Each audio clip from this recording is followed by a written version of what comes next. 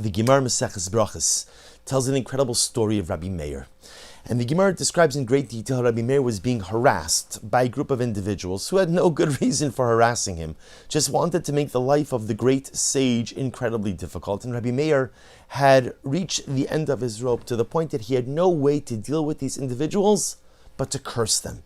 He was literally ready to bring the full measure of divine wrath and fury upon these individuals who had made his life so miserable. His wife Bruria, hearing about his plan, says to her husband, "Why do that?"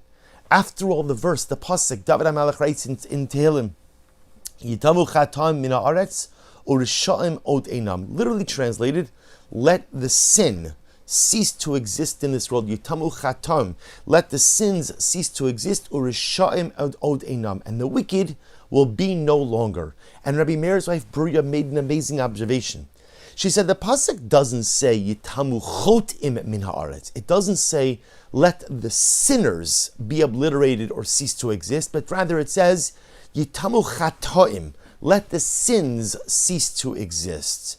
And what Bruria was telling Rabbi Meir was, instead of davening for these individuals to be cursed and for these individuals to be obliterated, daven that they should do tshuva, daven that they should go out and turn themselves around. And then once it's Yitamu chatoim, once the sins cease to exist, then Urisha'im od einam, then the wicked will be no longer. Take away the sins, and the wicked will be no longer. And Bruria teaching her husband and teaching us an incredible lesson. That at the end of the day, see, when Rabbi Meir looked at these individuals, he saw individuals who are ra, individuals who are evil. And Bruria said, the truth is, there aren't evil Jews. There are just Jews who do evil things.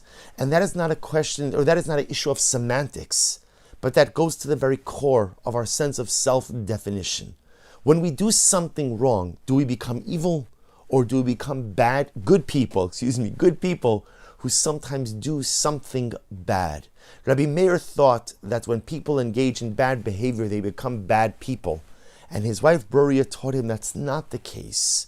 When people engage in bad behavior, they're good people doing bad things.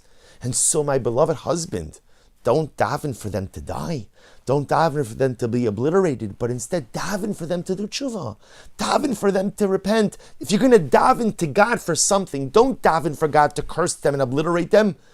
Daven to God to inspire them, to ignite the spark in their souls, and even the most wicked Jew could become something incredible, something special, something holy. And Rabbi Dr. Abraham Tversky, Zecher Tzadik Livracha, in his book Positive Parenting, writes, he says, when disciplining a child, one should never tell a child that they're bad. There's no such thing as a bad child. You could tell a child what you did was bad, what you did was inappropriate, what you did should not be done again, should not be, such an act should not be committed again, but the child is never bad. The child is good. Just sometimes even good children do bad things. And sometimes even good adults do bad things. But this is incredibly important because sometimes in life we make mistakes.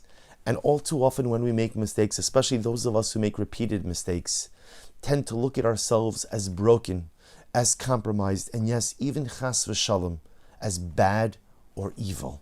And Bruria teaches us this most incredible lesson, that even when we mess up in life, and even when we make terrible mistakes, even when we do bad things, even when we do evil things, at the end of the day, we are still good people who have simply lost our way. And as long as I still remain a good person at my core, even if I've gotten terribly lost on the journey of life, that inner good is still intact, that inner good is still present, and therefore it means that I still have the ability to find my way home. Wishing everyone a wonderful day.